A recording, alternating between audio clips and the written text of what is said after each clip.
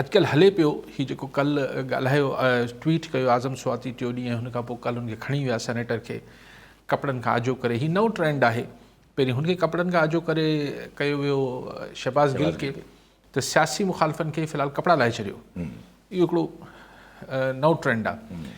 त उन्हनि बि बाजवा साहिब लाइ हिकिड़ी ट्वीट कई हुई मिलिट्री इस्टेब्लिशमेंट जी लीडरशिप लाइ, त पोइ ओड़ी बल्कि थोड़ी वधीक सवाई जेका स्टेटमेंट आहे उहो पंहिंजो एतिज़ाज़ अहसन साहिब जेके पीपल्स पार्टी जा अॻवान उन्हनि बि ॾिनी। त अॼु जेको सहाफ़ी पुछियो हिन खां ख़्वाजा आसिफ़ खां त भई अगरि अहिड़े बयान ते तव्हां हुनखे ॿधी हुन सां कार्रवाई कयो था आज़म स्वाती सां, त पोइ एतिज़ाज़ अहसन सां छो आहे? त हुन ते चयो त न असीं कोशिशि कंदासीं त हुन बैलेंस कयूं, माना अहिड़ो को कमु हुन सां बि कयूं। पोइ पीपल्स पार्टी जेको आहे उहो एतिज़ाज़ अहसन साहिब जी जेका आहे शोकॉज़ नोटिस ॾिनो आहे त छो न तव्हांजी CEC मां ई मेंबरशिप मुअतल करे छॾियो। अञा हींअर ताईं एतिज़ाज़ अहसन जो कोई रिएक्शन न आयो आहे, अचे त पोइ ॾिसी वठंदासीं। ॻाल्हि इहा आहे त बहरहाल एतिज़ाज़ अहसन हिकिड़ी ॿी दुनिया जो नालो आहे। एतिज़ाज़ अहसन जो मतिलबु जेका आहे उहो सिर्फ़ु पॉलिटिशियन न आहे, सिर्फ़ु पीपल्स पार्टी न आहे, हाणे हू हिकिड़ो वुकला बिरादरी जो बि हिकिड़ो चङो मुड़ुसु आहे, हिकिड़ा ॿिया मामलात आहिनि। पर जेको इल्ज़ाम आहे त आज़म स्वाती बाजवा साहिब जे लाइ नालो खणी हिकिड़ी ट्वीट कई आहे ऐं हुन खां पोइ ते म्यूटनी जो बग़ावत जो केस दाख़िल कयो वियो आहे। अॼु ख़्वाजा आसिफ़ साहिब बि चई रहिया त यार ही को फज़ीलत आहे त जवान जेके हिन मुल्क जी हिफ़ाज़त कनि पिया, असांजी सरहदनि जी कनि पिया, असांजी शहरनि जी हिफ़ाज़त कनि पिया, उन्हनि जी लीडरशिप लाइ तव्हां अहिड़ी बदफ़ गुफ़्तगू कयो, ही को फज़ीलत न आहे, न करणु खपे। त उहा बदफ़ज़ीलती जेका आहे उहा आज़म स्वाती कई त पोइ रेड लाइन क्रॉस करे छॾी, पोइ हुन सां जेको थियो माना ॿिए लफ़्ज़नि में हुनखे जस्टिफाई कई।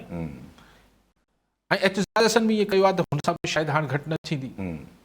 त मूंखे इहो ख़्यालु आयो त अगरि आज़म स्वाती सां इहो थियो आहे छाकाणि त हुन रेड लाइन क्रॉस की, छाकाणि त हुन लीडरशिप मिलिट्री लीडरशिप जो नालो खणी हिकिड़ी तनक़ीद कई, त अञा 2 साल 2.5 साल गुज़रिया आहिनि। नवाज़ शरीफ़ बि त नाला खणी कुझु ॻाल्हाए रहियो हो न, ऐं जलसनि में ॾाढो सख़्तु ॻाल्हाए रहियो हो नाला खणी।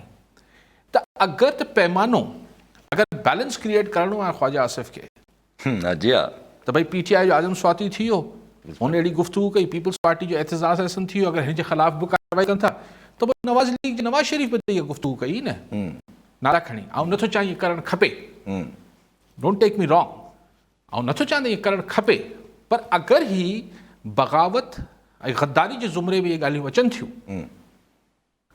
त पोइ स्वाती सां जेको कुझु थियो आहे उहो अगरि हाणे एतिज़ाज़ अहसन सां करण जी बि तयारी थिए पई त 2-2.5 साल अॻु अगरि साॻी ॻाल्हि नवाज़ शरीफ़ करे रहियो हो नाला खणी, ऐं हू हिननि ते हिकिड़े जो खणियो आहे, हू 2 जा खणी रहियो हो। नवाज़ शरीफ़ साहिब त 2 जा नाला खणी रहियो, पोइ छा मियां साहिब जे ख़िलाफ़ बि म्यूटनी जा केस दाख़िल थींदो? न थींदो न। हींअर ही बयाननि जो ही सॼो मामिलो हले थो, ही ॾाढी मतिलबु ख़ौफ़नाक सूरत हाल आहे। ऐं कल्ह बि पाण डिस्कस कयो पिए त हिननि ते एतिरी जेको रिएक्शन्स अचनि पिया, ऐं जीअं पाण ॾिसूं पिया हिन सां, ऐं इमरान ख़ान जो बि रिएक्शन असाब जी जंग हू विढ़े पियो, असाब जी जंग हले पई, त इमरान ख़ान खे बि केरु गिरफ़्तार न पियो करे, केसिस बि ठहिनि पियो, हू मार्च जो ऐलान बि न पियो करे, को वीडियो लीक बि जी तलवार बि लटकिजे पई, ही सभु शयूं हलनि पियूं, गॾोगॾु हलनि पियूं, हिक ॿिए जे असाब जी जंग हले पई। त हिन में ॻाल्हि इहा आहे त जीअं मूं कल्ह बि हवालो ॾिनो त जीअं साकिब निसार साहिबु हुआ चीफ जस्टिस, त हू जेसि ताईं वेठा हुआ त नवाज़ शरीफ़ हुननि खे कुझु चई न पियो, पर हाणे रिटायर थी विया आहिनि त रिटायरमेंट खां पोइ त चवणु जाइज़ थी वञे थो न, पोइ कंटेम्प्ट न थी रहे। त हाणे नवाज़ शरीफ़ बि चए थो त हिननि सभिनी जजनि जो हिसाब किताब थींदो। त ॻाल्हि इहा हुजे थी त अॼु त सिटिंग को बि अमलदार आहे हुनजे ख़िलाफ़ ॻाल्हाइण ते सज़ा मिली वञे थी, सुभाणे रिटायरमेंट्स खां पोइ छा थींदो? त हिकिड़ो नओं मंज़र हिकिड़ो क्रिएट थींदो न। ऐं हिकिड़ी थोरो 1.5 महीने 2 महीननि खां पोइ जी हिकिड़ी सोच रखां पियो त पोइ इमरान ख़ान खे या आज़म स्वाती खे केरु झलींदो या एतिज़ाज़ अहसन खे केरु रोके।